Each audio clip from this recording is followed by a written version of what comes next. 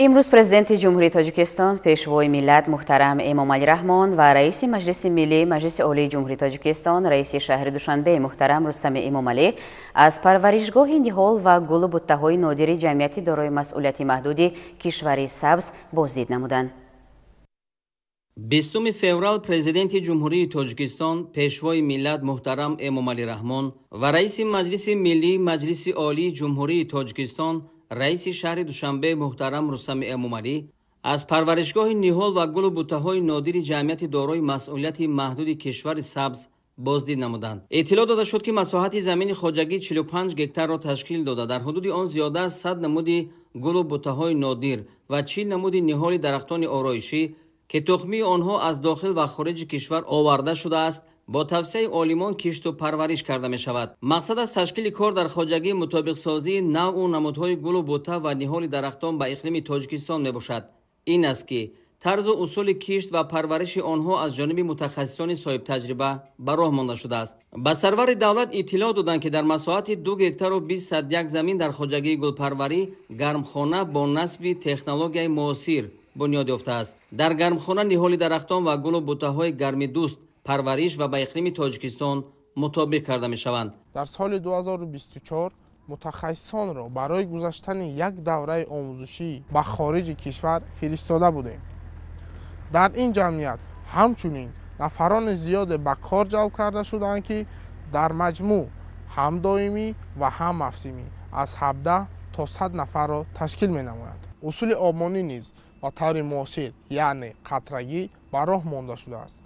از 5 نقطه توسط قبورهای مخصوص از چقوری 80 تا 110 متر آب برآورده شده است. برای جمع‌آوری آب نیز 2 ظرف کلان هم با گنجایش 25 تانه و یک حوض با گنجایش 3000 متر مکعب نصب و بنیاد کرده شدند. در گرمخانه زیاده از 100 نمود گل و بوته‌ها و درختان از جمله زیاده از 500,000 گل خانگی و 100,000 گل بسیار ساله با اصول معاصر و پیشرفته جهانی از تخمی کشت و پرورش می‌یابد. ضمن شناسایی با فعالیت خواجگی رهبر دولت محترم امامعلی رحمان با فعالیت گلپروران و محصول زحمت آنها بهای بلند داده کارگران را به وسعت دادن این تجربه عبرت بخش زیاد نمودن متخصصان و مؤسسه‌های گلپروری از جمله در دیگر گوشه‌های کشور هدایت نمودند. سرور دولت محترم امامعلی رحمان با کارگران صحبت صمیمی دایر نموده برای زیاد کردن میدان پرورش گل و بوته‌های آرایشی و تأسیس گرمخانه‌های گلپروری به مسئولین ساحت دستور سپارش دادند. پرزیدنت کشور محترم امامعلی رحمان به راهبران مرکزهای فرهنگی و فراغتی و باغ‌های پایتخت سپارش دادند که با استفاده از زمینه مساعد چنین پرورشگاه‌ها برای آبادانی و سبزکاری و باز هم زیبا و دلنشین گردانیدن باغ و گلگشت‌ها، کوچه و خیابان‌های شهر دوشنبه و ناحیه‌های اطراف آن از شرایط و امکانات موجوده ثمرناک استفاده برند. باید گفت که قبولی برنامه ملی کشور سبز جمهوری تاجیکستان برای سالهای 2023-2027 و برنامه دولتی سبزکاری جمهوری تاجیکستان برای دوره تا سال 2040 نیز بیانگر آن است که این سیاست موفقانه پیش می رود و تاجیکستان در سمت استفاده انرژی سبز و در آینده واقعا هم به یک کشور سبز تبدیل یافتن قدم‌های استوار می‌گذارد.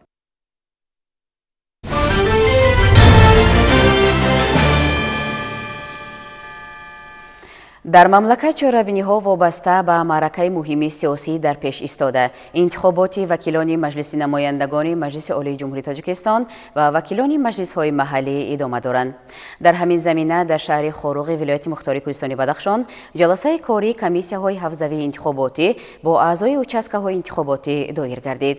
در واخور پیرامون حالت آمادگی‌ها به این معرکه مهم سیاسی ابراز اندیشه کرده می‌شود. در مؤسسه تعلیمی رقم 8 شهر خاروغ که در اون участок انتخاباتی رقم 3 جای داده شده است، جلسه کاری سیور کمیسیه حوزوی انتخاباتی یک منداته خاروغ 41 اوید به انتخابات وکیلان مجلس نمایندگان مجلس عالی جمهوری تاجیکستان دایر گردید. در اون رئیس کمیسیه حوزوی انتخاباتی یک منداته خاروغ 41 با اعضایانش، رئیس کمیسیه انتخاباتی شهر خاروغ و ناحیه رشقلعه با اعضایانش، کاتبان участкه‌های انتخاباتی و رئیسان участкه‌های انتخاباتی اشتراک نمودند.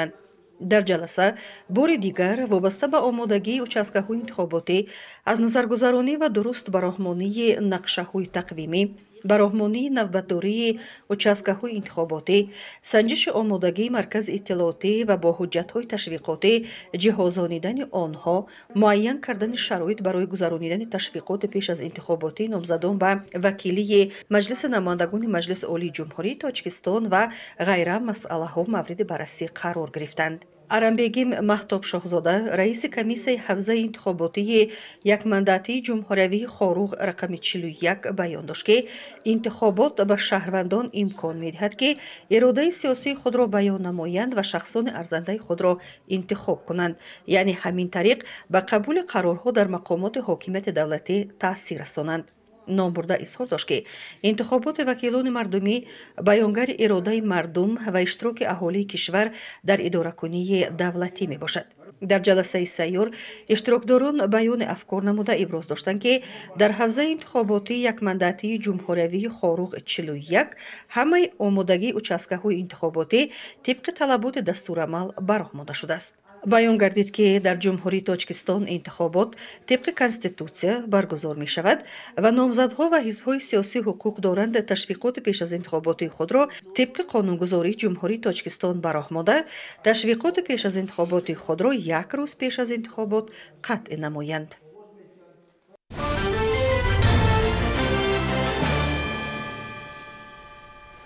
дар асоси нақшаи баргузории ташвиқоти пеш аз интихоботии номзадҳо ба вакилии Маҷлиси намояндагони Маҷлиси Олии Ҷумҳурии Тоҷикистон вохӯриҳои интихобшавандагон то 26 феврали соли 2025 идома меёбанд. дар ҳамин замина дар ноҳияи Мир Саид Али Ҳамадонӣ вохӯрии номзадҳо ба вакилии Маҷлиси намояндагони Маҷлиси Олии Ҷумҳурии Тоҷикистон аз ҳавзаи интихоботии якмандатии Ҳамадонӣ рақами 35 ҷараён дорад. аз рафти ин вохӯриҳо ҳамкоронамон гузориш медиҳанд.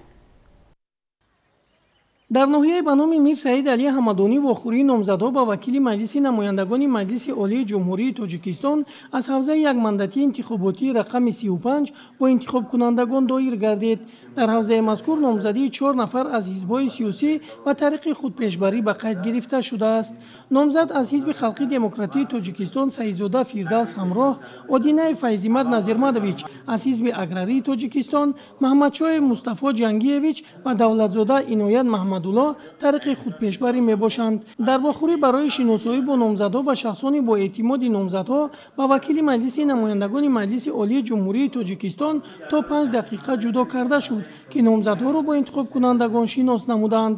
номзадҳо низ тибқи қонунгузории Ҷумҳурии Тоҷикистон оид ба интихобот ҳуқуқи баробар дошта дар вохӯрӣ то 20 дақиқа вақт доштанд ва онҳо баромад намуда барномаи пеш аз интихоботии худро ба интихобкунандагон пешкаш намуданд.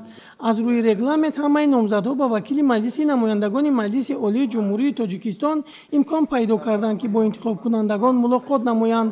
ҳавзаи якмандатии интихоботӣ оид ба интихоботи вакилони Маҷлиси намояндагони Маҷлиси Олии Ҷумҳурии Тоҷикистон Мир Саид Али Ҳамадонӣ рақами 35 68 участкаҳои интихоботӣ ташкил намудааст, ки шумораи интихобкунандагон 126202 нафар ва бори аввал 4103 нафар имкони иштирок дар интихоботро пайдо карданд.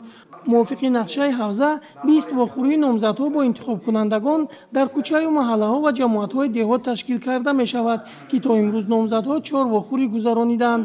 дар ҳар як вохӯрӣ аз интихобкунандагон даъват ба амал оварда мешавад, ки рӯзи 2 март ба участкаҳои интихоботӣ ҳозир шуда ба номзади арзанда раи худро диҳанд. ширинҷон Сафарзода, Сайфиддин Исмоилов аз ноҳияи Ҳамадонӣ барои барномаи Навид.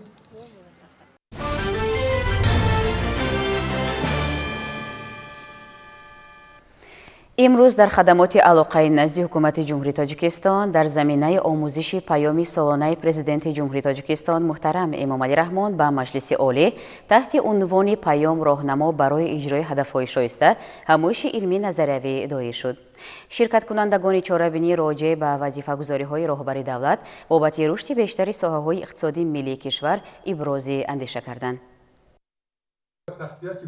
дар ҳамоиш роҳбарият ва кормандону мутахассисони хадамоти алоқа ва намояндагони бахши хусусиву таҳлилгарону коршиносон иштирок карданд. ширкаткунандагони ҳамоиши илмии назариявӣ иброз доштанд ки моро мебояд ҳар нуктаи паёми президенти ҷумҳурии Тоҷикистон ба Маҷлиси олиро мавриди омӯзиш қарор диҳем, зеро дар ҳар банди ин ҳуҷҷати раҳнамунсоз нуктаҳои муҳими таҳкими истиқлолияти давлатӣ ва якпорчагии ҷумҳуриямон таъкид шуда, роҳҳои ҳалли сохтани барномаҳои давлатӣ баландбардоштани сатҳи иҷтимоӣ, иқтисодӣ ва маънавии аҳолии мамлакат пешниҳод мешаванд. таъкид шуд ки соли 2024 бори аввал ҳаҷми умумии маҷмӯи маҳсулоти дохилии мамлакат ба беш аз 150 миллиард сомонӣ расид ва суръати воқеии он 8.4%-ро ташкил дод. дар 5 соли охир музди меҳнати кормандони соҳаҳои буҷетӣ 4 баробар ва дар маҷмӯъ 100% зиёд карда шуд. давоми ин солҳо аз ҳисоби буҷети давлатӣ сармоягузории дохилию хориҷӣ ба рушди Тоҷикистон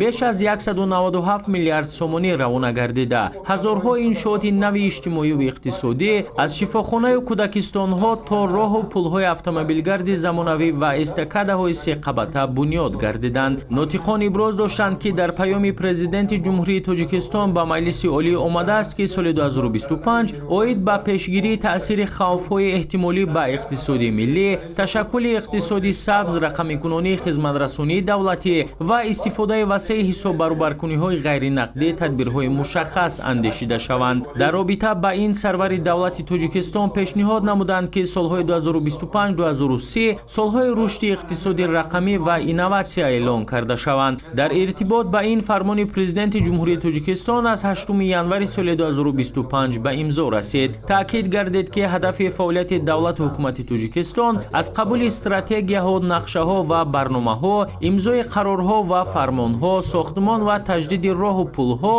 ва дигар иншооти зарурӣ, гузариш ба иқтисоди сабз, рақамикунонии соҳаҳо, рушди саноат, таъсиси ҷойи нави кор, ҷалби сармояи хориҷӣ, зиёд кардани музди меҳнат ва нафақа, муқовимат ба коррупсия, ҷалби сайёҳон ва сиёсати хориҷии дарҳои боз, рушди иқтисоди Тоҷикистон ва ба ин васила баланд бардоштани сатҳи зиндагии мардум аст.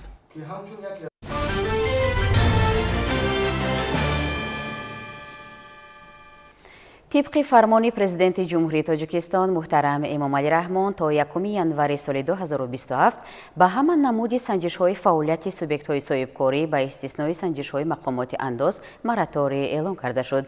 جهت شرح و توضیح این سند ملاقات نمایندگان کمیته دولتی سرمایه‌گذاری و اداره اموال دولتی جمهوری تاجیکستان با صاحبکاران و سرمایه‌گذاران و صنعتچیان ولایت سوخت برگزار گردید. با اقدام به‌واسطه پرزیدنت جمهوری تاجیکستان پیشوای ملت محترم امامعلی رحمان با مقصد دستگیری دولتی فعالیت صاحبکاری، فراهم آوردن فضای مساعد برای جلب سرمایه و تأسیس جایهای نوی کاری با فرمان پرزیدنت جمهوری تاجیکستان از 10 ینوری سال جاری تحت رقم 915 به همان نمود سنجش‌های فعالیت سوبیکت‌های صاحبکاری با استثنای سنجش‌های مقامات انداز تا 1 ینوری سال 2027 مراتوری اعلام کرده شد. جهت شرح و توضیح فرمان مذکور چند پیش در تالار مهمانخانه سوغدیان شهر خوجند ملاقات صاحبکاران و سرمایه‌گذاران و صنعتچیان ولایت سوخت با معاون رئیس کمیته سرمایه‌گذاری و اداره اموال دولتی جمهوری تاجیکستان خورشید قادر و معاون رئیس ولایت سوخت انور یعقوبی برگزار گردید. اطلاع داده شد که در تاجیکستان صاحب استقلال با مقصد دستگیری دولتی فعالیت صاحبکاری، تحکیم اقتدار صنعتی و صادراتی جمهوری، از بین بردن سنجش‌های بی اساس و تکراری و فراهم آوردن فضای مساعد برای صاحبکاری و سرمایه‌گذاری با تشبث و اقدام به‌واسطه پرزیدنت جمهوری تاجیکستان محترم امامعلی رحمان دوام سال‌های 2008-2022 در جمهوری 4 مراتبه با سنجش‌های فعالیت سوبیکت‌های صاحبکاری مراتوری اعلام شده بود. مراتوری‌های اعلام شده با رشد فعالیت صاحبکاری خرد و میانه و بخش استحصالی تاثیر مثبت رسانیده برای فراهم آوردن فضای مساعد جهت جلب سرمایه و تأسیس جایهای کاری، واردات اندازها با بودجت دولتی و در مجموع برای بهبودی نیکو احوالی مساعدت نمود. با دستگیری اساسگذار صلح و وحدت ملی پیشوای معظم ملت جناب عالی محترم امامعلی رحمان برای رشد صاحبکاری و سرمایه‌گذاری یک قطار امتیازها муфид барои соҳибкорон фароҳам оварда шуд. Эълон гардидани моратория барои 2 сол инам боз як ғамхории бевоситаи пешвои муаззами миллат мебошад. анеми ғамхории пешвои муаззами миллат метавонад дар оянда барои татбиқ намудани боз ҳам саноаткунонӣ бо сурати кишвар ки барои солҳои 2022-26 эълон гардида буд як такони ҷиддӣ бахшад ва дар оянда барои боз ҳам зиёд шудани шумораи корхонаҳои саноатӣ, ҷалби маблағҳои сармоягузорӣ дар бахши хусусӣ, дар бахши соҳибкорӣ албатта замина мегузорад. зикр гардид ки муносибатҳо вобаста ба мораторий эълон шуда дар доираи қонуни ҷумҳурии тоҷикистон дар бораи мораторий ба санҷишҳои фаъолияти субъектҳои соҳибкорӣ танзим гардида, он асосҳои ҳуқуқии татбиқи мораторий ба санҷишҳои фаъолияти субъектҳои соҳибкориро муайян, тартиби татбиқи мораторийро муқаррар ва ҳуқуқу манфиатҳои қонунии шаҳрвандонро ҳифз менамояд. طبق مقررات قانون در دوره تطبیق مراطوری با سنجش‌ها، عمل مقررات قانونگذاری جمهوری تاجیکستان وابسته به سنجش‌های فعالیت سوبیکت‌های صاحبکاری بازداشته می‌شود. طبق آن دستور باشه که در پیام نوبتی پیشوای معظم ملت و پارلمان کشور ارائه گردید، ما امروز کمیته دولتی سرمایه‌گذاری و اداره امور دولتی همچون مقام وکالتدار در سمت دستگیری روش صاحبکاری و فعالیت سرمایه‌گذاری نقشه چهاربینی تهیه نموده در شهر ناحیه‌های جمهوری با نقشه گرفتیم که با خوری‌های سودمند با صاحبکاران سرمایه‌گذاران و همزمان با مقامات سنجشی برگزار نماییم که مقصد از برگزاری چهاربینی مذکور این با صاحبکاران سرمایه‌گذاران معرفی نمودن آن امتیازها و آن یعنی که امتیازهایی که از جانب حکومت جمهوری تاجیکستان برای رشد بخش خصوصی یعنی صاحبکاری سرمایه‌گذاری در کشور امروز یعنی قبول گردیده است، معرفی نمودن آن امتیازها میباشد. ҳамин бо шарҳу тавзеҳи фармони президенти ҷумҳурии тоҷикистон оид ба мораторий ва ҳуқуқу ӯҳдадориҳои соҳибкорону сармоягузорон мулоқоти намояндагони кумитаи давлатии сармоягузорӣ ва идораи амволи давлатии ҷумҳурии тоҷикистон ки тибқи нақша гузаронида шуд ба охир расид.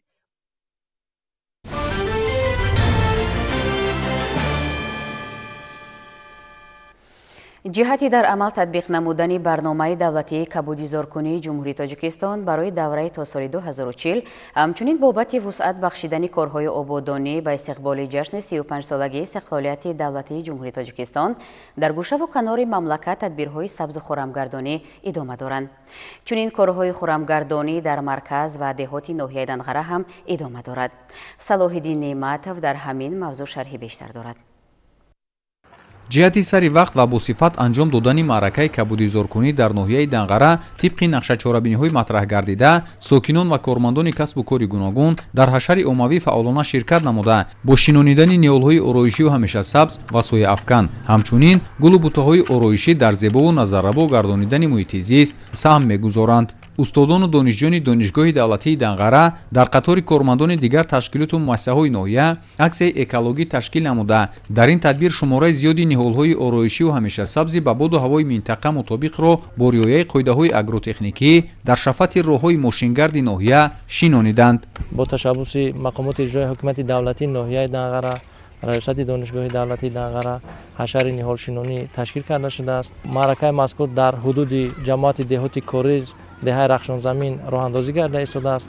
зимни баргузории чорабинии мазкур беш аз 500 бех ниҳолҳои ҳамешасабзи ороишӣ дар ҳудуди муайян гардида шинонида шуданд. иқдомоти мазкур барои татбиқи барномаи давлатии кабудизоркунии ҷумҳурии тоҷикистон барои давраи то соли 2040 ва инчунин барои паст кардани хавфи газҳои гулхонаӣ, инчунин дар ҳолати беҳтар хубтар нигоҳ доштани муҳити экологӣ мусоидат менамояд.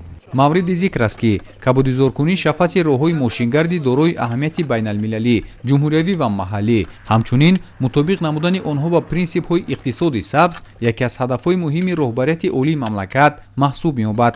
طبق معلومات همین گونه اکسیا و کارهای دستجمعانه آبادانی تا جشن نوروز بین‌المللی از جانب کارمندان همه تشکیلات و مؤسسه‌ها و ساکنان جماعت‌های شهرک و دهات ناحیه گذرانده شده. مردم با امر دل و حس بلند خویشتن‌شناسی و وطنداری در چنین کارهای آبادانی و سازندگی و بهتر کردن محیط زیست اشتراک می‌نمایند. صلاح‌الدین نعمتов، محمودجان ضیاءالدین برای برنامه اطلاعاتی نوید از ناحیه دنغره.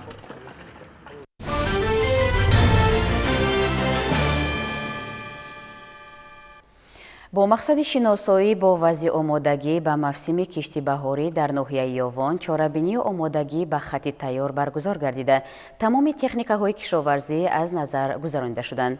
Дар ин чорабинӣ роҳбарияти вилоят ноҳия, намояндагони вазорати кишоварзӣ, корхонаи воҳиди давлатии Тоҷик Агролизинг, раисони ҷамоатҳои шаҳраку деҳот, роҳбарони хоҷагиҳои кишоварзӣ, механизаторон ва мутахассисони соҳаи кишоварзӣ иштирок варзиданд. нахуст ҳайати меҳмонон ба ҳолати техникаҳои кишоварзӣ шинос шуданд. иттилоъ дода шуд ки дар айни замон дар ноҳия беш аз 1225 техникаи кишоварзӣ ба қайд гирифта шуда, зиёда аз 827 техникаи соҳавӣ омода ба кишт мебошад. пас аз шиносоӣ бо вазъи техникаву мошинолоти кишоварзӣ, иҷрокунандаи вазифаи раиси ноҳияи Ёвон Вализода Икромиддин баромад карда, зикр намуд ки соҳаи кишоварзӣ яке аз бахшҳои муҳими иқтисоди миллӣ ба ҳисоб рафта, ҳадафи стратегии кишвар таъмини амнияти озуқаворӣ бевосита ба пешрафти соҳаи мазкур вобастагӣ дорад. зикр гардид ки дар доираи омодагӣ ба оғози кишти баҳорӣ ва дар сатҳи баланд баргузор намудани ин чорабинии мақсадноки соҳа хати тайёр, имрӯз беш аз 300 адад техникаҳои кишоварзӣ дар ҳама намуди хоҷагидорӣ, аз ҷумла тракторҳои гуногун тамға, тухми пошаку дорупошакҳо омода карда, аз муоинаи ҳатмии давлатии техникӣ гузаронида дар ҳолати корӣ ва омодагӣ ба мавсими навбатӣ қарор доранд.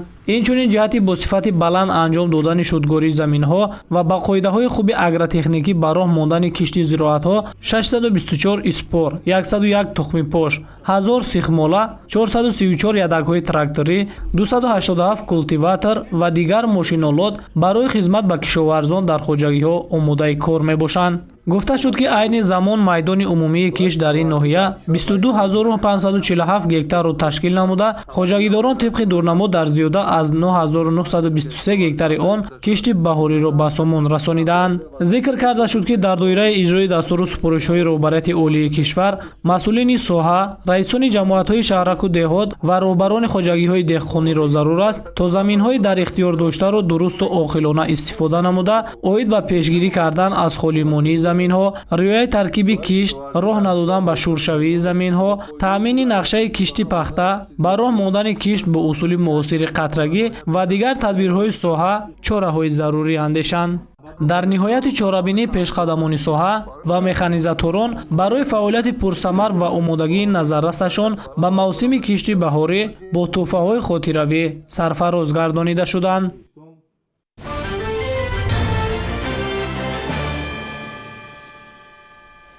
бо мақсади истифодаи самараноки замин ва афзоиши истеҳсоли маҳсулоти кишоварзӣ дар шаҳру ноҳияҳои минтақаи Кӯлоби вилояти Хатлон майдони гармхонаҳои доимо амалкунанда ба 5 гектар расонида шудааст. давоми 3 соли оянда кишоварзони минтақа мақсад доранд масоҳати гармхонаҳоро 2 баробар афзоиш диҳанд.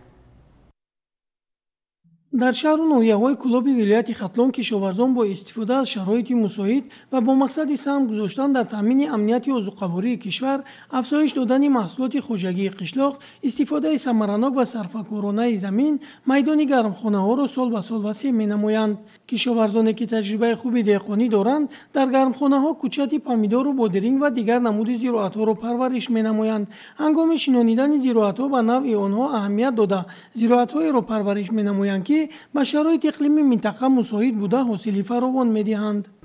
дар минтақаи Кӯлоб то имрӯз дар майдони 5 гектар гармхонаҳои доимо амалкунанда бунёд карда шудааст ки дар дохили гармхонаҳои мазкур асосан кишти зироатҳои сабзавотӣ аз ҷумла помидор, бодиринг, қаламфур, боимҷон парвариш карда мешавад. ҳамзамон дар баробари парвариши сабзавотҳои мазкур кӯчати зироатҳои сабзавотӣ барои дар майдони васеъ кишт кардан дар мавсим парвариш карда мешавад ки мувофиқи маълумоту зиёда аз 700 000 бех ниҳоли кӯчати сабзавотҳо парвариш карда мешавад. умуман хоҷагидорон ва он заминистифодабарандагони шаҳру ноҳияҳо дарк карданд ки бартарияти кишти сабзавотҳо нисбат ба майдони васеъ дар майдони кушод дар дохили гармхонаҳои доимоамалкунанда зиёдтару ба манфиат аст ва афзалияти фаъолият дар чунин гармхонаҳои доимоамалкунанда хубтару беҳтар ба назар мерасад. дар гармхонаҳо зина ба зина помидору бодиринг, қалампуру кабудиҳо ва дигар намуди маҳсулот парвариш менамоянд, ки нархи маҳсулотро дар бозору марказҳои савдо ба маротиб поин фаровардааст. инчунин дар бозору марказҳои савдои шаҳру ноҳияҳо тамоми сол маҳсулоти тару тоза пешниҳоди сокинон гардонида мешавад.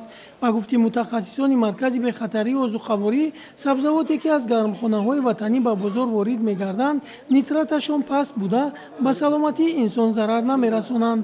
дар давоми 2 моҳи соли равон ба миқдори 243 кило маҳсулоти бисифат аз бозор берун карда шуд, ки аз он ҷумла баъзе маҳсулоти мева, асон мева, сабзавот аст, ки инҳо аз нитрат баланд, аз яхелаш вайрон шудагӣ ва ҳамин хел маҳсулотҳо ҳастанд. пештар вақт доруҳои минералиро бисёр истифода мебурданд. ин ҳозир ҳам бошад поруҳои органикиро истифода мебаранд ва доруҳои органикиро дар об арраш карда, дар мисол дар 500 литр 5 килограмм 10 килограмм машаи медозанд, карбон медозанд. ин кам мешавад таъсир. ҳам ба тариқи қатрагӣ қатъ метаванд. ин фоиданоки он зиёд аст. ҳам коррозияи замин кам мешавад. безарарӣ гардонӣ дар замин. манам помидор дар инҷо миқдори нитрати амин 300 аст. вақте ки мо санҷидем 82 миллиграмм дар 1 килограмми амин мешавад, ки ин ба айру меъёр ба талабот ҷавобгоҳ аст. ё бодиринге ки дар инҷо ҳаст, маҳсулоти ватанӣ ҳаст, инҳо ҳам миқдори нитрат аз то нормаш то 400 миллиграмм дар 1 килограмм аст. мо санҷидем 91 дод. ин 3 карат кам аст. ман ҳама вақт тавсия метиҳам ки маҳсулотҳои ватаниро бештар истифода баранд. ба иттилоъи раёсати кишоварзии вилояти хатлон, дар минтақаи Кулоб давоми 3 соли оянда майдони гармхонаҳо 2 баробар васеъ карда мешавад ва кишоварзон барои ин замина гузошта истодаанд. ширинҷон Сафарзода, Сайфиддин Исмоилов аз шаҳри Кулоб барои барномаи Навид.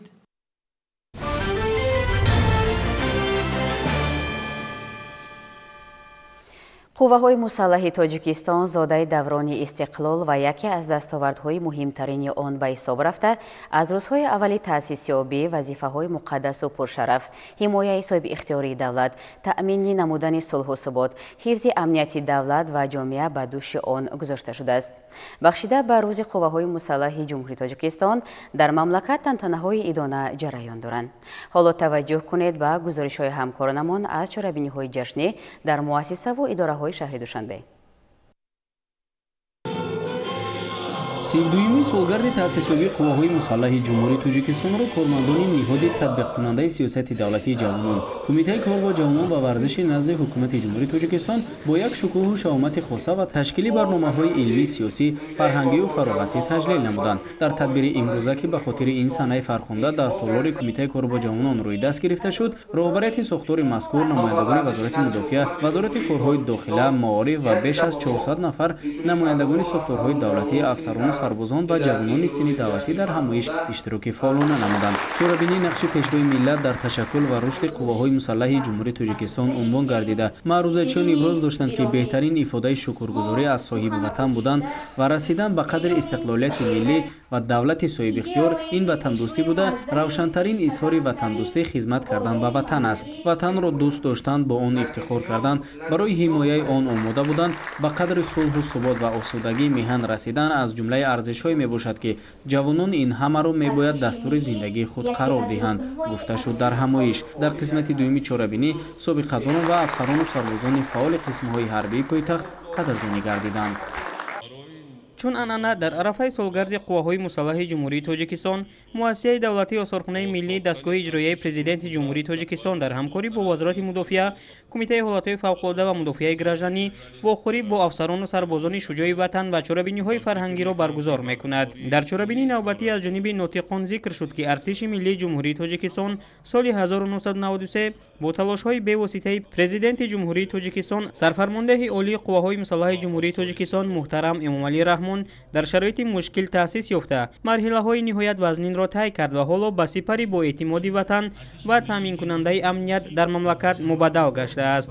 ватанро дӯст доштанд, аз он ифтихор карданд, барои ҳимояи он омода буданд, ба қадри сулҳу субот, осудагию ваҳдат ва истиқлолият расидан, шукронаи соҳибватаниву соҳибдавлатиро ба ҷо оварданд. аз ҷумлаи арзишҳое мебошанд, ки ҷавон جوانان تاجیکستان آن را به خوبی درک نموده دستور زندگی هر روزه خود قرار می‌دهند.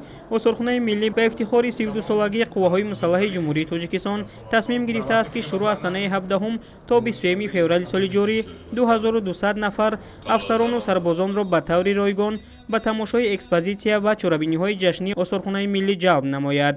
مقصد از تشکیل چنین چهاربینی البته با واسطه اکسپوزیسیا، با واسطه یادگاری تاریخی، با واسطه تشکیل چنین چهاربینی‌های فرهنگی ما توانیم در تربیت خصوصا نسل جوان وطندوست و خویشتن‌شناس سهمگذار باشیم.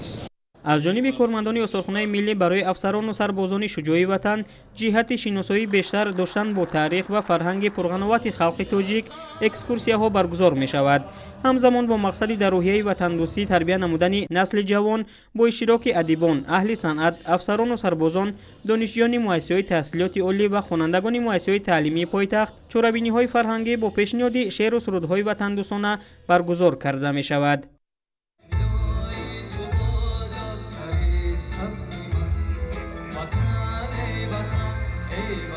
حامی وطن تحت این عنوان در مؤسسه دولتی فیلارمونی دولتی بچگانه تاجیکستان به استقبال 32 سالگی تأسیسیابی قواهای مسلح جمهوری تاجیکستان همایش با شکوه فرهنگی برگزار گردید. در برنامه رنگین کنسرتی نماینده وزارت فرهنگ جمهوری تاجیکستان مهمانان از ساختارهای گوناگون، سربازان قسم نظامی و استادان و شاگردان فیلارمونی دولتی بچگانه تاجیکستان اشتراک کردند. در برنامه سرود و ترانه‌های دلنشین که ترنمگری وحدت و استقلال، آبادی و آزادگی می باشند پیشنهاد گردید. اقدامی خیلی خوب رو راه اندازی نمودیم و با پیشواز همین جشن قواهای مسلح جمهوری تاجیکستان یک برنامه خیلی خوب رو آماده و پیشکش تماشابینان نمودیم که خودتون شاهد هستید و ما همین گونه تصمیم گرفتیم که خواستیم همه اون برنامه‌هایی که در این مؤسسه یعنی که صورت میگیره، برنامه یعنی که تحریزی میگردد و پیشکش تماشابینان میگردد، ما خواستیم که طریقی تنها زنده باید صداتیت از گوشه و کنار پایتخت ما عموما استعدادها رو جمع آوردیم، توانستیم از مکتب‌های همگانی پیدا کردیم استعدادها رو و ما گرد آوردیم، جمع آوردیم تا توانیم در همین روحیه خویشتن‌شناسی، خودآگاهی و وطندوستی در این مؤسسه یعنی که تربیت کرده باشیم.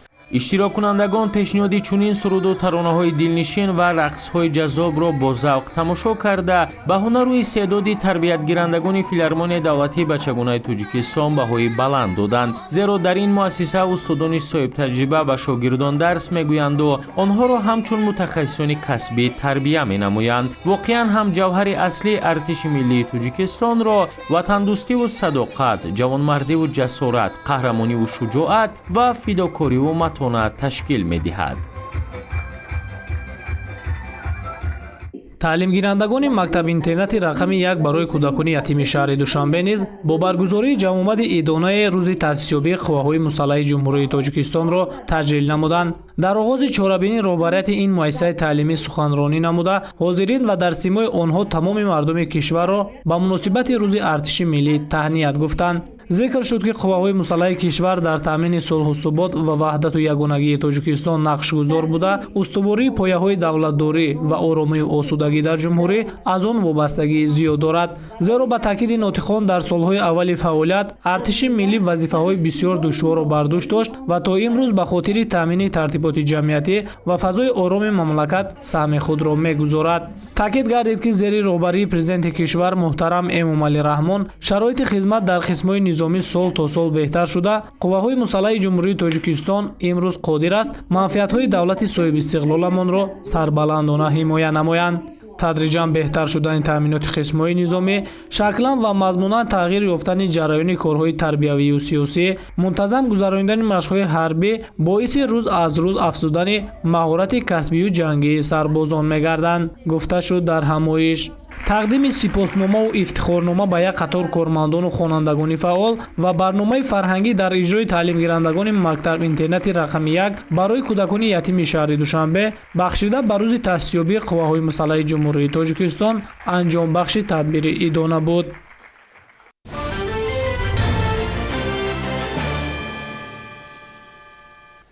در عرفه تجلیل از سالگرد 32 ارتش ملی تاجیکستان از شهر ایسار 50 نفر والدین جوان پسرانی که حالا در صف قوه‌های مسلح ادای خدمت می‌کنند با عیادت فرزندانشان به شهر پنجکنتی ولایت سوغد رفتند.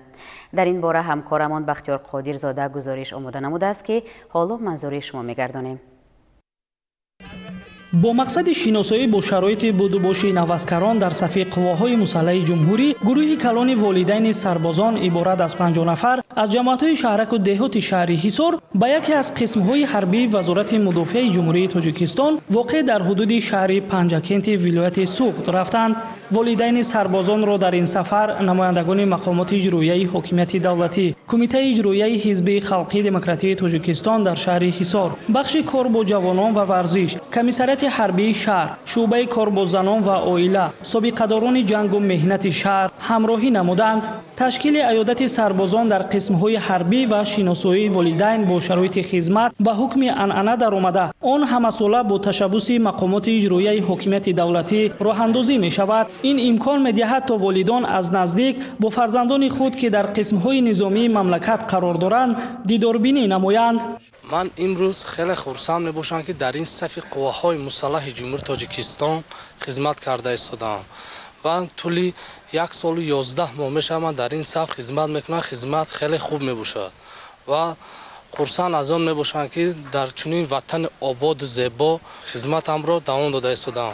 والدین سربازان در این روز از قسم نظامی بازدید به عمل آورده توسط صحبت و ملاقات با سرداران قسم‌های حربی، سربازان و بازدید از مکان خدمت و استراحت عسکربچه‌ها از احوال و جریان خدمت جوان پسرانشان در صف قواهای مسلح آگاهی پیدا نمودند. پدر و مادران فرزندانشان را بردم و سالم، آب و تاب یافته و با چهره‌های خرم دیده به حکومت جمهوری تاجیکستان برای غمخوری همه‌روزه در حق سربازان سپاسگزاری نمودند.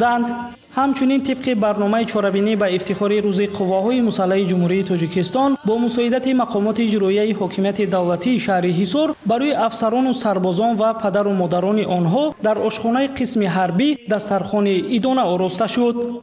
بعداً در چاره‌بینی ناطقان سخنرانی نموده افسران و سربازان شجاع وطن را به مناسبت تجلیل 32مین سالگرد تأسیس یابی قواهای مسلح جمهوری تاجیکستان شادباش گفتند. ابراز گردید که راه‌اندازی همین گونه تدبیرها امکان داد که سال از سال تعداد اختیاریان خدمت در صف ارتش افزاید.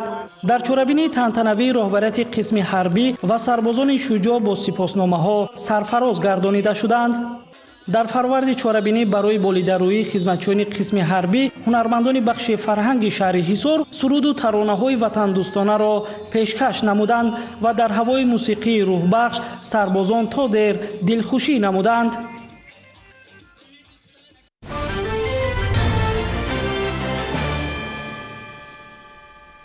قوه‌های مسلح جمهوری تاجیکستان 32 سال است که رسالت مقدس خود حمایه امنیتی دولت صاحب استقلال و زندگی آرام و آسایشته مردم را با استواری و فداکاری اجرا کرده ایستاده است.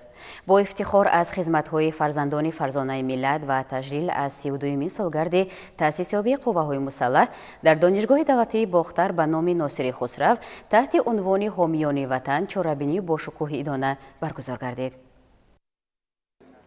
با افتخار خدمت‌های شایسته سربازان و افسران وطن و استقبال 32مین سالگرد تأسیس یابی قوه‌های مسلح جمهوری تاجیکستان در دانشگاه دولتی باختر به نام ناصری خسرو با اشتراک رکتور دانشگاه، معاونان و دانشجویان و آموزگاران چاره‌بینی عیدانه زیر عنوان حامیان وطن دایر کرده شد. نخست رکتور دانشگاه به سخن برآمده ابراز داشت که با گذشت 32 سال از این روز مبارک قدرت و سیمای جزء تام‌های قوه‌های مسلح جمهوری تاجیکستان کلاً دیگرگون گشته، آن به نیروی بزرگ مبادل گشته که اعتماد سرفرمانده عالی قوه‌های مسلح گنرال ارتش محترم امامعلی رحمان و تمام مردم تاجیک را به دست آورده و همچون سپری شکست ناپذیر در راه حمایت منفعت‌های ملی و دولتی سربلندانه فعالیت نموده ایستاده است.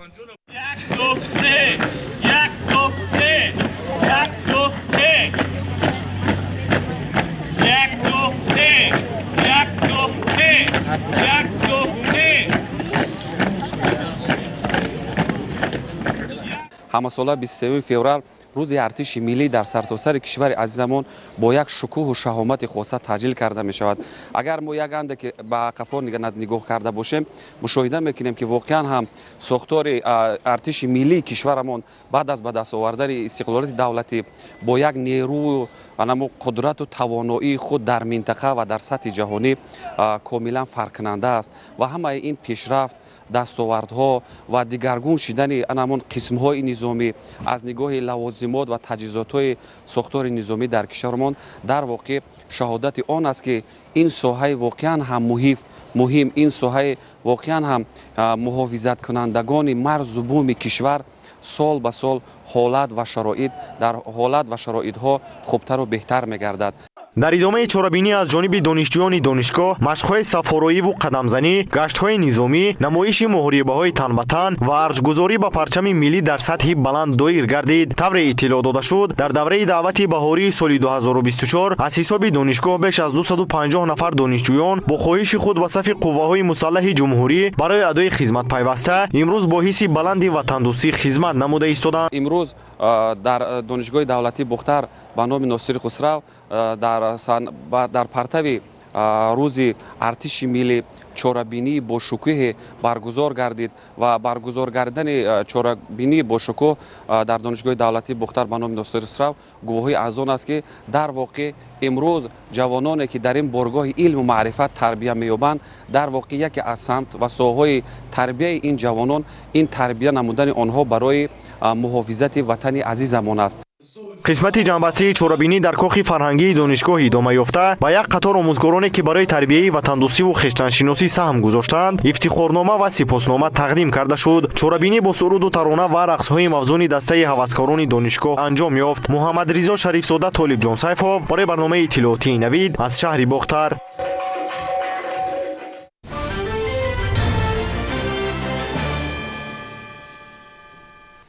با مناسبت سالگرد نوبتی تأسیسیابی قوه‌های مسلح جمهوری تاجیکستان که یکی از رکن‌های اساسی دولتداری به حساب می‌رود، هیئت تبلیغاتی مادران وحدت‌سرا از قسم‌های حربی واقع در شهر گلستان بازدید کردند.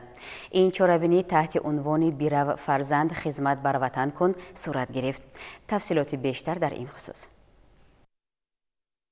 23 فеврали соли равон аз таъсиси қувваҳои мусаллаҳи ҷумҳурии тоҷикистон ки яке аз рукнҳои асосии давлатдорӣ ба ҳисоб меравад 32 сол пур мешавад. қувваҳои мусаллаҳи ҷумҳурии тоҷикистон зодаи даврони истиқлоли давлатӣ ва яке аз дастовардҳои муҳими он ба ҳисоб рафта аз рӯзҳои аввали таъсисёбӣ дар назди он вазифаҳои муқаддасу пуршараф ҳимояи соҳибихтиёрӣ, таъмини сулҳу субот, ҳифзи амнияти давлат ва ҷомеа гузошта шудааст. чанде пеш бо мақсади огоҳӣ пайдо намудан аз шароити хизмат дар қисмҳои низомӣ бо мақсади баланд бардоштани ҳисси ватандӯстӣ ва дониши сиёсии сарбозон мулоқоти ҳайати таблиғотии модарони ваҳдатсаро таҳти унвони бирав фарзанд хизмат бар ватан кун дар қисми низомии кумитаи ҳолатҳои фавқулода ва мудофии граждании ҷумҳурии тоҷикистон баргузор гардид. дар чорабинии модарони ваҳдатсаро намояндагони шӯрои вилоятии ҳаракати ҷамъиятии ваҳдати миллӣ ва иҳёи тоҷикистон дар вилояти суғ, намояндагони мақомоти иҷроияи ҳокимияти давлатии шаҳри гулистон,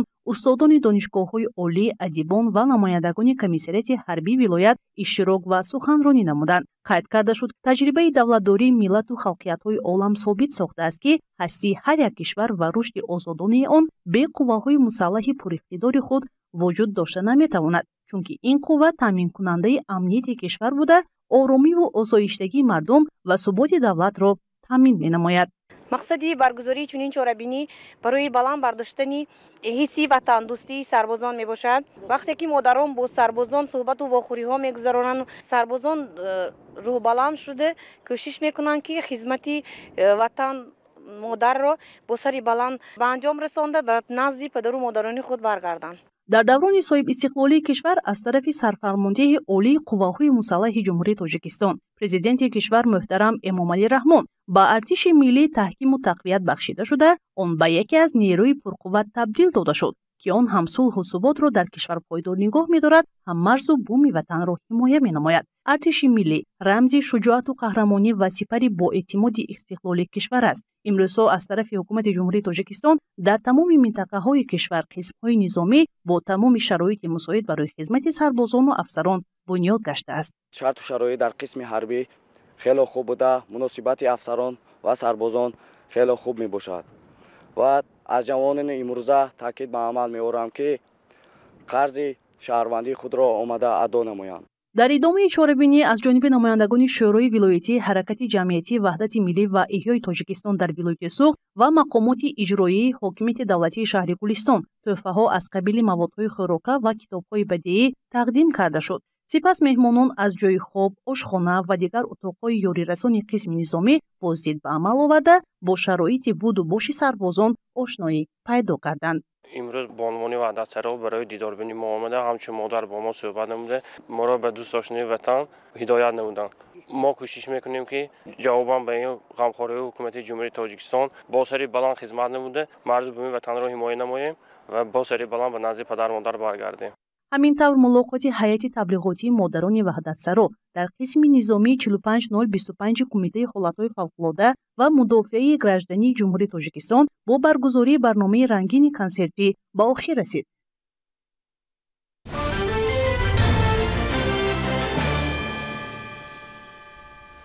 با مقصد تأمین بخطری حرکت در راه و پیشگیری صدمه‌های راه و نقلیاتی با اشتراک پیاده‌گردان از جانب ریاست بازرسی دولتی اتومبیلی وزارت کارهای داخلی جمهوری تاجیکستان در قلمرو جمهوری عملیات پیاده‌گرد ادامه دارد.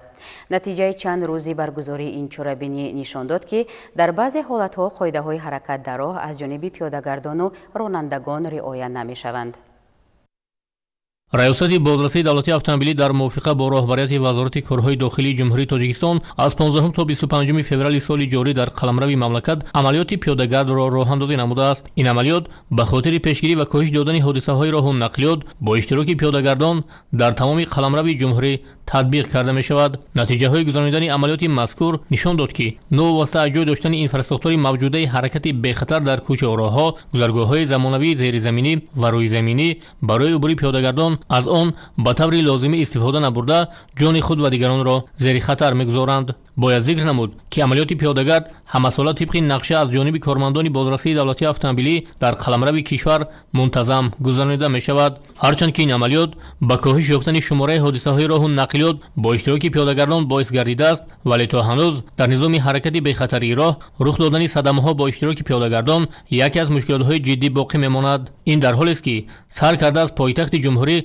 تا دیگر شهر و ناحیه‌ها برای حرکت بی خطری واسطه‌های نقلیات و پیاده‌گردان شرایط ضروری فراهم آورده شده است. مورد به یادآوری است که در شهر دوشنبه با اقدام سازنده اساسگذار صلح و وحدت ملی پیشوای ملت پرزیدنت جمهوری تاجیکستان محترم امامعلی رحمان و تشبس‌های پیوسته رئیس شهر دوشنبه محترم رستم امامعلی انشاءات‌های حیاتاً مهم اینفراستراکچور راه و نقلیات، گذرگاه‌های زمانوی زیرزمینی و روی زمینی، راه‌های دو قبطه و سه قبطه، ایستگاه‌های زمانوی، کوچه و راه‌های منفرش و پهنبر با تعداد زیادی نقلیات‌های زمانوی مسافربر و سبکرو، حتی نقلیات مسافربر دوآشانه‌دار افتتاح گردیدند که باید به قدر این همه نعمت‌های بی‌بها رسید. متاسفانه نه همه اشتراکچیان حرکت در راه مدنیت شهرداری را به جا آورده طلبات‌های قاعده‌های حرکت در راه، ترتیب گذاشتن از گذرگاه‌های پیاده‌گرد زیرزمینی، روی زمینی و دیگر واسطه‌های تکنیکی تنظیم حرکت در راه را رعایت می‌نمایند. در نتیجه نقشه چاره‌بینی‌های ریاست بازرسی دولتی اتومبیلی وزارت کارهای داخلی جمهوری تاجیکستان یک قدر قاعده ویرانکنی‌های دغلی که امروز به حسن شهر داغ می‌آورند معین و به قید گرفته شد. نو واسطه از چاره‌بینی‌های اندیشیده شده برخی رانندگان مخصوصاً رانندگان واسطه‌های نقلیات گران ارزش دیده و دانسته واسطه‌های نقلیات خود را در قطار دوم راه و در زیر علامت‌های راه که گذاشتن واسطه‌های نقلیات در آن جای‌ها منع است توقف نموده سببگاری به عمل آمدن تنبشبی‌ها و دیگر حالت‌های ناگوار می‌گردند. چون این حالت‌ها باعث ناراضی و عرض و شکایت دیگر اشتراکچیان حرکت در راه گردیده با دیگر رانندگان واسطه‌های نقلیات خلل جدی می‌رسانند که نوارهای منظور شونده دلیل گفته‌های بالا میباشد. مثلا خالب محسن جان غنیویچ سال تلاش 1988 ساکن ناحیه رودکی راننده واسطه نقلیات تمغه لکسوس رقم خرید دولتیش 1010 ZR10 دورانزاده دوران کامران سال تلاش 1998 ساکن شهر دوشنبه راننده واسطه نقلیات تمغه خوندای الانتی рақами қайд давлатиаш 0077 WL10 валиев раҷабалӣ ҷумъахонович соли таваллудаш 1996 сокини шаҳри душанбе ронандаи воситаи нақлиёт тамғаи поршен рақами қайд давлатиаш 0099 GO01 воситаҳои нақлиёти худро дар қатори дуюму сеюми роҳ дар сари гардишҳо ва дар зери аломатҳои роҳ ки гузоштани воситаҳои нақлиёт дар он ҷойҳо манъ аст таваққуф намуданд ки нисбати ронандагони воситаҳои нақлиёти болозикр тибқи моддаи 324 кодекси ҳуқуқвайронкунии маъмурии ҷумҳурии тоҷикистон протоколҳои маъмурӣ тартиб дода шуда воситаҳои нақлиёт ба ҷаримагоҳи раёсати бозрасии давлатии автомобилӣ дастрас карда мешаванд. با مقصدی با تنظیم درآوردن حرکت واسطه‌های نقلیات همه روزه از جانب کارمندان ریاست بازرسی دولتی اتومبیلی وزارت کارهای داخلی جمهوری تاجیکستان در کوچه و خیابان‌های شهر دوشنبه چاره‌بینی‌های مقصدناک گذرانده می‌شود. ناوابسته از چاره‌های اندیشیده شده برخی از رانندگان واسطه‌های نقلیاتشان را زیر علامت باز ایستادن مانع و در قطار دوم توقف می‌نمایند که این باعث تنبشه واسطه‌های نقلیات را در کوچه و خیابان‌های شهر دوشنبه به وجود می‌آورد. از این لحاظ راهبریت ریاست بازرسی دولتی اتومبیلی وزارت کارهای داخلی جمهوری تاجیکستان از تمام شهروندان دعوت به عمل می‌آورد که در تشکیل و گذراندن عملیات پیاده‌گرد فعال باشند و طلبات قاعده‌های حرکت در راه را رعایت نموده حیات خود و دیگران را زیر خطر نگذارند.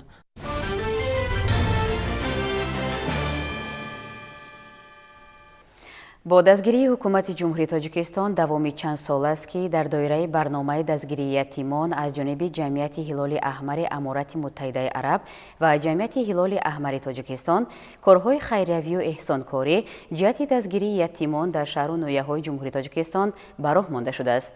чанде пеш тавассути ин барнома ба чанд нафар ятимон ва ниёзмандон барои зимистонгузаронӣ кӯмаки навбатӣ расонида шуд. номгӯи кӯмакҳои мазкурро 120 баста сару либоси зимистона, 130 адад гармдиҳаки барқӣ ва 120 адад кампал ташкил дода, он ба бепарасторону ятимони ноҳияҳои Восе, Дарвоз, Рашт, Сангвор ва шаҳри Душанбе тақдим гардид. кӯмакҳои хайриявӣ аз ҷониби масъулини барнома ва филиалҳои ҷамъияти ҳилоли аҳмари тоҷикистон дар ин шаҳру ноҳияҳо расонида шуд.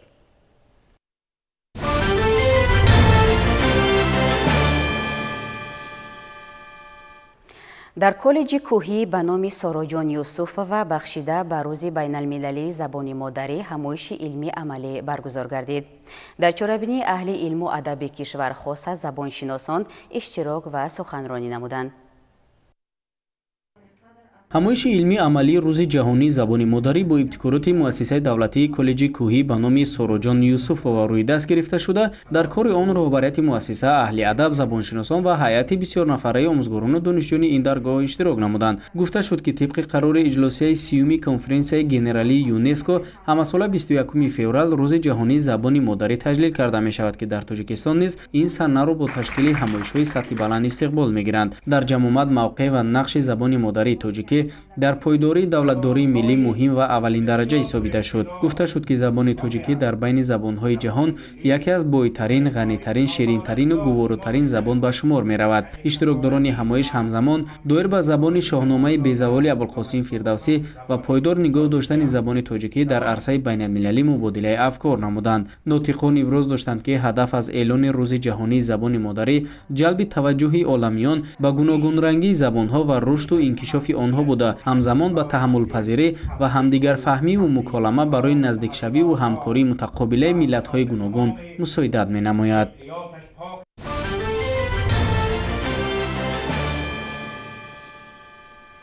дар китобхонаи давлатии бачагонаи ҷумҳуриявӣ ба номи Мирсаид Миршакар бахшида ба ҳаёт ва фаъолияти Ғоиб Сафарзода маҳфили адабӣ баргузор шуд. дар чорабини доир ба осори пурғановати ин абармарди шеъру сухан ва рӯзноманигор ибрози андеша карда шуд. پژوهش شعر غویب سفرزاده در پرتو شعر سالهای 60 70 قرن گذشته. این مسئله در محفلی بررسی گردید که در آن دوستداران کلام وعده، اهل قلم کشور و اخلاصمندان شعر غویب سفرزاده اشتراک نمودند. تدبیر مذکور با دستاندرکاری کتابخانه دولتی بچگانه جمهوری به نام میرسید میرشکر روی دست گرفته شده. در آن مروزه‌چیان دایر به آثار پرقناوت این ابرمرد شعر و سخن روزنامه‌نگار غویب سفرزاده ابراز اندیشه نمودند. حاضرین سبک موصوف را در جوده شعر و سخن خاصه ارزیابی کرده، نقش او را در تربیت نسل نورس و جوان نیک و مؤثر معنی داد کردند. استاد غویب سفرزاده که بعد ختم دانشگاه به حیث روزنامه‌نگار در روزنامه تاجیکستانی سوویتی به فعالیت پرداخته است. در برابر شاعر بودن، شعر گفتن خیلی کارهای بسیار مفید در بخش روزنامه‌نگاری کرده است که دلیلش امروز برای ما روشن است و در اطراف این مسئله خیلی از دانشمندان ما نظر و اندیشه هایشان را بیان کردند، مخصوصا در مورد مقاله هایی که ایشان در مورد پاکی زبان نوشت. در آن زمانی که فرض کردیم وضع سیاسی جامعه اجازت نمیداد که ما برای پاکی زبان خود، ما از دریچه یک هنر و فرهنگ خود به جامعه نگاه کنیم، یعنی یک نوع تابش ملتگرایی را به سر این ادیبان بار میکردند. این نسل توانستند با هر راه و واسطه نظر اندیشه خود را در حمایه فرهنگ ملی، فرهنگ و تمدن تاجیکی بیان کنند. درست است که هر شخصیت ادبی با کار و پیکار و آثار جاودانه خود در یاد همقلمان و شاگردان و جامعه نقش می‌بندد و تا ابد باقی میماند. در محفل امروزه نیز راغبان آثار غویب سفرزاده شعر و ترانه‌خوانی کرده، به چاره‌بینی با پیشنهاد برنامه فرهنگی تراوت دیگر ضم نمودند.